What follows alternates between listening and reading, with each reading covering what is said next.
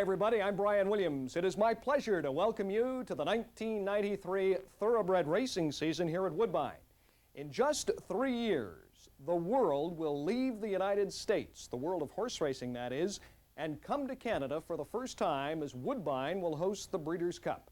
And as we begin a new season and look ahead to 96, I think it's only appropriate that we begin it under the watchful eyes of the man whose foresight and vision has made it all possible. That, of course, is the great E.P. Taylor. Over the years, I have been fortunate to work 7 different Olympic Games. I've worked on every major sport in this country, from hockey to baseball, football, skiing, car racing, yet some of my favorite memories are from right here at Woodbine. I think back to 1973, the rain and the sleet, Big Red, Secretariat's final appearance. We'll see that in just a minute. Go back just 1 year ago. The story at the Breeders at Gulfstream, of course, was A.P. Indy. Remember, A.P. Indy was beaten in the Molson Million here in 1992. And memories concern not just personalities on the track, great racehorses, but how about the owners, the jockeys, the trainers from every racing center in the world? And what about you people, the fans, and your enjoyment of royalty? Royalty has been a very important part of the history and tradition of this great facility. There's no question, Woodbine has a very special history and a very special tradition. And as we begin a new racing season in 1993, let's reflect on the history and tradition of this great facility. And of course, when you do that, you begin with the vision and foresight of E.P. Taylor. It was called the Giant of the North. How prophetic those words would become. Woodbine, sitting majestically on then barren flatland in northwest Toronto, was officially opened on June 12th of 1956. Then Premier Leslie Frost was joined by George C. Hendrick, president of the Ontario Jockey Club, and by Mr. E.P. Taylor. E.P. Taylor had torn down Dufferin and Long Branch racetracks in Toronto, as well as tracks in Hamilton and Niagara Falls. It was called the Leaky Roof Circuit. And Taylor, better than anyone, had realized it simply could not be patched. He built this 5-level, red brick, white stucco, and glass monument to thoroughbred racing. His dream was to build a track with facilities for horses and fans, second to none. He wanted a track which would attract the superstars of international racing. Even Mr. Taylor could not have imagined in his wildest dreams that Woodbine would become one of the most well-known tracks in the entire world of racing. Woodbine took its name from the original track, which was constructed on the shores of Lake Ontario at Ashbridges Bay on the Queen's Road. It was a dusty, horse-drawn carriage ride from the heart of Toronto. That track, built by Joseph Dugan, was falling on hard times when the newly constituted Ontario Jockey Club was formed way back in 1881. They leased the track for $2,000 a year. The foundations of that original track are buried under tons of concrete, but a portion of the old stand would shake from the cheering in 1939 when King George VI and Her Majesty Queen Elizabeth were drawn by horse and carriage down the stretch. The specter of war in Europe was growing, but those cares were packed away at least for a day. The day the King and Queen witnessed the 80th running of the King's Plate won by George McCullough's Archwork. It was the first visit by a reigning monarch to witness the race which Queen Victoria had sanctioned in 1860. When Mr. Taylor began restructuring racing in the early 1950s, it was evident that Woodbine could no longer showcase the best racing in Canada. The city was quite simply pushing in from all sides. Lakeshore Road would cut a swath to the south, cutting off the stabling areas from the lake where horsemen would often swim their horses to maintain a fitness level while avoiding that heavy pounding from training on the track. Thus, a new Woodbine would begin to take shape first in Mr. Taylor's mind and then on the architect's drawing board. No question, AVELINO GOMEZ was the riding star of the early years here at Woodbine. His was a flamboyant style, and that Spanish blood would often run hot. He was a fan favorite, a superstar who passed on his will to win to such up-and-coming stars as Ron Turcotte and then Sandy Holland. I remember it so well. Gomez died tragically following an accident during the 1980 running of the Canadian Oaks. And each year on Oaks Day here at Woodbine, memories of AVELINO are recalled. A statue of the Hall of Famer salutes each generation of jockey as they parade postward from the paddock. A good friend of mine, Jim Coleman, one of Canada's best-loved columnists, talked with Gomez about the early years on Woodbine's 25th anniversary in 1980. Ironically, the interview was done just days before his death. Well, looking back over all the years here, which you dominated Canadian racing entirely for so many years, what was the best horse you rode around Woodbine? In Canada, Victoria Prize, no doubt about that. There's no doubt in my mind because I never was in Northern Dancer. I cannot judge a Northern Dancer beside what I see in the record. But the best horse in Canada was Victoria Prize, no doubt about it. No question about it. True, everything that Northern Dancer did. I still maintain that the fastest horse ever bred in Canada was Victoria Park.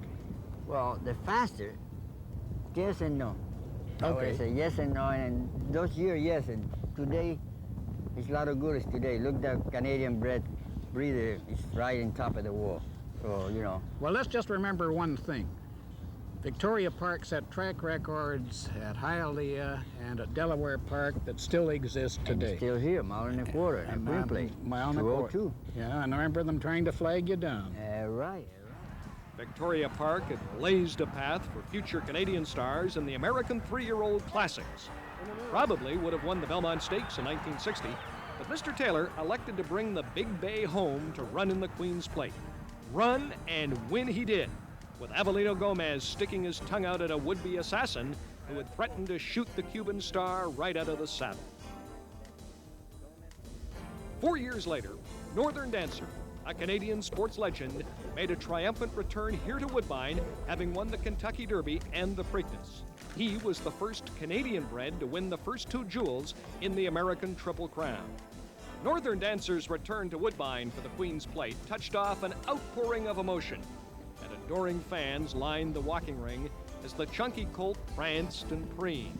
He did just that on the track as well. Jockey Bill Hartack, who had guided the son of Neartic to victory in the Derby and the Preakness, would milk the moment.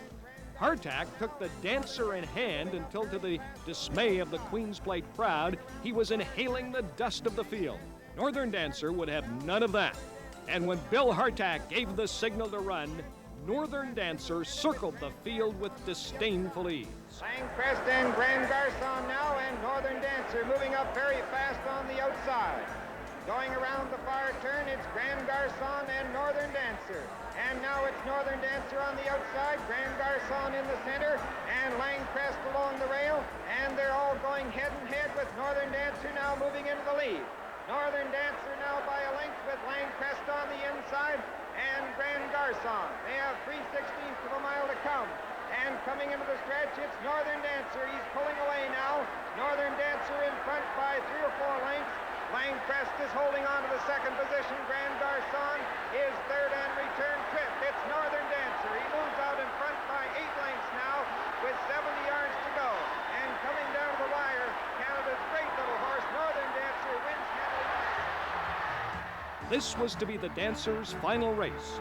A tendon injury closed the book on a tremendous racing career. However, what closed the book on a career was to be the first page of a truly unbelievable story. Northern Dancer would go on to become the world's most influential stallion. The memory of Northern Dancer lives on with each generation of spirited champions, and it also lives on here at Woodbine, where a life-size bronze statue of the Dancer was unveiled on Canada Day of 1992. The statue, capturing that charismatic little horse at the peak of his productive years, overlooks the walking ring.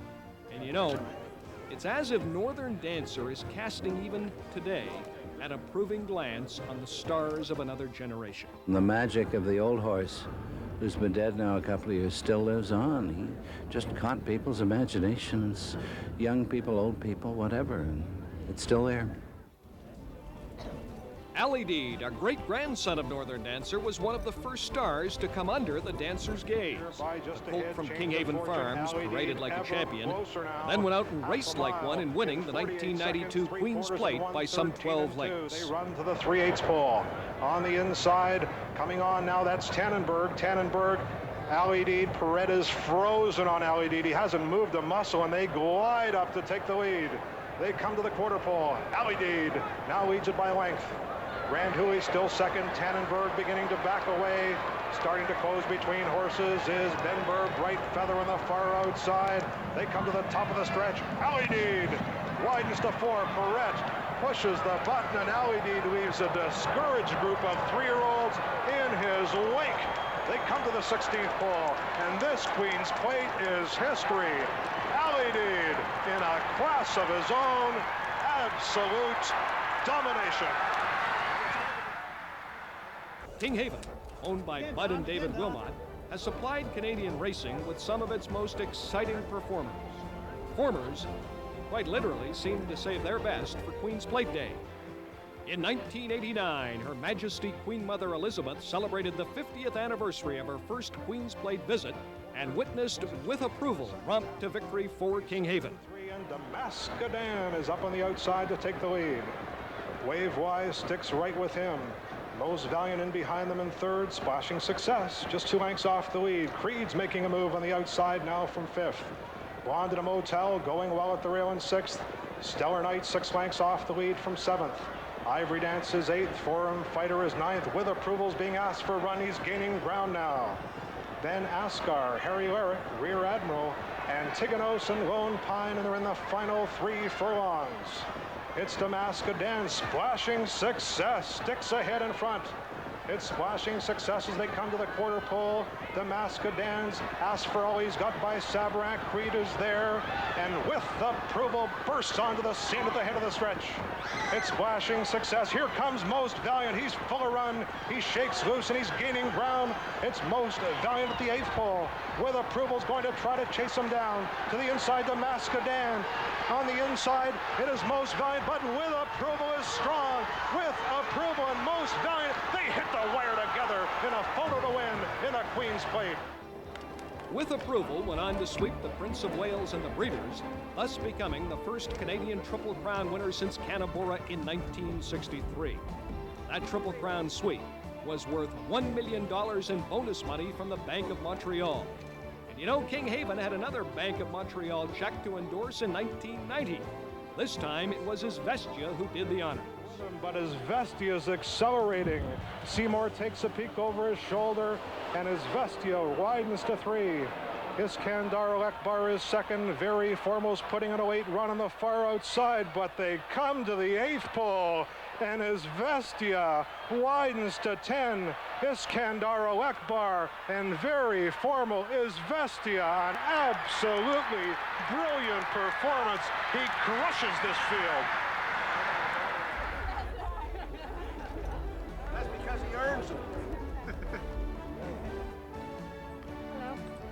Canada would take its hat off to a lady in 1991. Dance Smartly, a rangy filly from Ernie Samuel's Sampson Farms, captured the imagination of racing fans from coast to coast with her thorough domination. Dance Smartly would win the Queen's Plate in a waltz. She then went on to become the first filly to win the Triple Crown. That, too, worth $1 million, but there was more to come. She would win Woodbine's Molson Export Million. Then, the race of a lifetime, the Breeders' Cup Distaff at Churchill Downs in Louisville. Dance Smartly. Pat Day now is still motionless. She has yet to do her best running, but now, there she goes. Dance Smartly with a sweeping move on the outside is coming toward the lead. Grand Girlfriend also kicks in. Queen is coming hard on the extreme outside now as the field comes down toward the final furlong. Brought to mind with a short lead. Dance Smartly is right there on the outside. Fit for a Queen. Brave at the rail third. Here comes Versailles Treaty, who's kicking in late. But it is Dance Smartly. She takes the lead under Pat Day's urging and pulls away here by 2. It is Versailles Treaty, but is too late and not enough. And it is Dance Smartly who strides under the line, undefeated this year, and the undisputed queen of racing on this continent.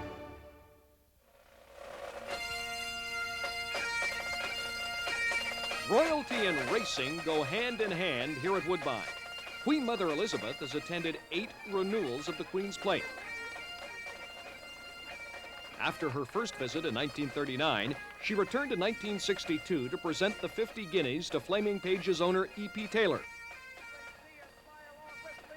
In 1965, she witnessed Whistling Sea from Western Canada emerge victorious. In 1974, Amber Herod made it 2 in a row for Jack Stafford. Her Highness presented Bud Wilmot with his first plate in 1979, won by Steady Growth. In 1981, Fiddle Dancer Boy would win for the late Jack Carmichael, and in 1985, it was the big filly from Winfield's La Lorgnette. Princess Margaret presented the distinctive Queen's Plate trophy to Ernie Samuel in 1988. Regal Intention edging out stablemate Regal Classic. The Duke and Duchess of York were on hand 1 year earlier, when Market Control, the least likely part of the King Haven entry, rocketed from off the pace to upset the heavily favored Afleet. Her Royal Highness, Queen Elizabeth, has attended the Queen's Plate twice. In 1959, Her Majesty was escorted to the winner's circle by E.P. Taylor, who also accepted the Queen's congratulations after a brilliant performance by New Providence. And they have 3/16 of a mile to go, and they come into the stretch. New Providence is in front by about 3 lengths. Winning Shot is second. Mr. Rooster is third. Major Flight now moving up on the outside. That's New Providence holding on to that lead by about 3 or 4 lengths, with Major Flight and Winning Shot on the outside. Sunday Sail in the center.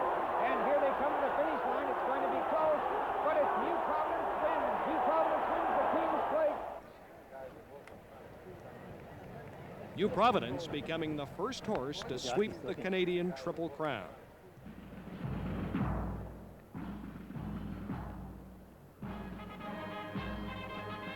Queen Elizabeth would return here to Woodbine in 1973, and she congratulated Jack Stafford after his 3-year-old Royal Chocolate splashed through a track with the consistency of a melted Hershey bar to win the plate.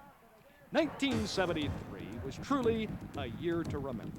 Sandy Hawley rewrote the record book, becoming the first jockey in racing history to win 500 or more races in a single season.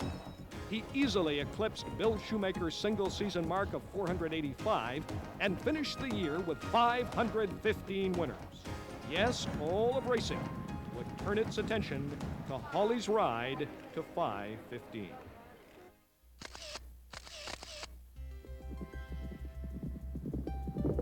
That autumn, the world watched as the greatest horse of the century, perhaps of all time, Secretariat, arrived here at Woodbine. The Golden Charger came to race for the final time in a career that was unparalleled in this sport.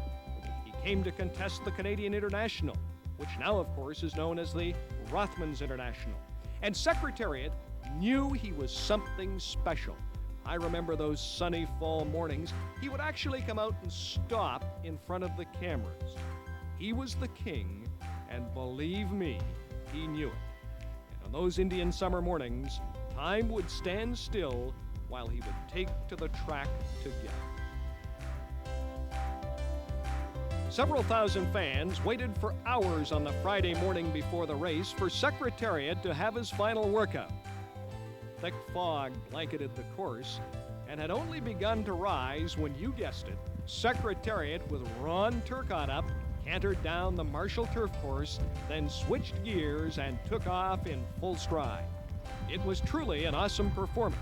However, sadly, it was the last time Ron Turcotte would feel the power welling through his legs from this magnificent running machine. Turcotte was suspended later that afternoon by racing officials in New York City for what they deemed careless riding in a race a few days earlier. Eddie Maple would substitute. Sunday, October the 28th of 1973, and it seemed daylight would never come. When it did, thick black clouds raced with the wind, and heavy rain and sleet would lash the fans who began lining up outside the gates before 9 in the morning. They quite simply were not going to miss Big Red's final race. Kennedy Road comes away quickly on the outside to take the lead, and that is Secretariat now rushing up on the extreme outside to go into contention. As they swing into the far turn, Kennedy Road has the lead by a length and a half. Secretariat is second, with Presidio coming on third. Babe Count is fourth along the inside, and now they're midway of the turn as Kennedy Road leads by about 2.5 lengths, with Secretariat running along second, a gap of 7 or 8 lengths, with Presidio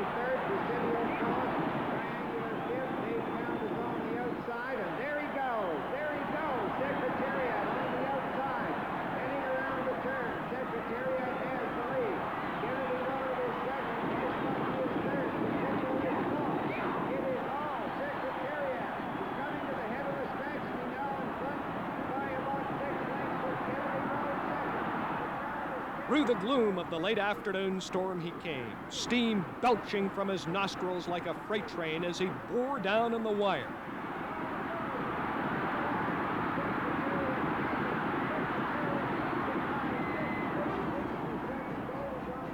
For those of us that were fortunate enough to be here, it was a day, a moment, and a race to remember for a lifetime. Secretariat's last race would set the stage for others to try the grass at Woodbine. How about this list? After Big Red came Dahlia, the flower of French racing, who blistered to a course record under Lester Piggott. Then came the Epsom Derby winner, Snow Knight. Youth, a 3-year-old who was called the Secretariat of France. All Along, winner of the Arc de Triomphe. She would go on to win in New York and Maryland and become the first European-based star to win a Horse of the Year title here in North America. European horses have dominated the Rothmans in recent years, with such stars as River Memories in 1987, Infamy in 1988, and who can forget French Glory in 1990. Canada's Sky Classic, named North America's outstanding grass horse in 1992, would win one for the home side, his brilliant performance coming in 1991. They're tightly bunched into the far turn. The mile was in 37 and 3. 49er days. Now, Sky Classic forges to the front, midway of the turn. George Augustus runs at him from the hedge. They're inside the quarter pole. Sky Classic, George Augustus. McCarron has Bo Sultan running on the outside. They've entered the lane. Sky Classic by a head. On the inside, George Augustus. Those two enough. Fight to the finish. Here comes Todd of Rum, unleashing a run on the outside. It's Sky Classic. Bo Sultan. Here comes Panoramic for Steve Cawthon. They're running out of ground. Sky Classic hoists the flag. Canada's Sky Classic wins the Rothmans International. The world's winningest riders have also come here to Woodbine. Bill Shoemaker, Lafitte Pincay Jr., Chris McCarron, Steve Cawthon, Yves Saint-Martin, Walter Swinburne, Canadian legend Johnny Longden, Eddie Delahousse, and Kent Desormeaux have added to the lore of Canada's showplace of racing.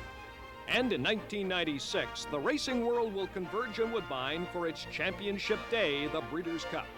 Woodbine will host the first Breeders' Cup outside of the United States and take that international event to new heights. Maybe, just maybe, in that wonderfully imaginative mind of his, E.P. Taylor really knew that this day would eventually come. The Giant of the North, indeed.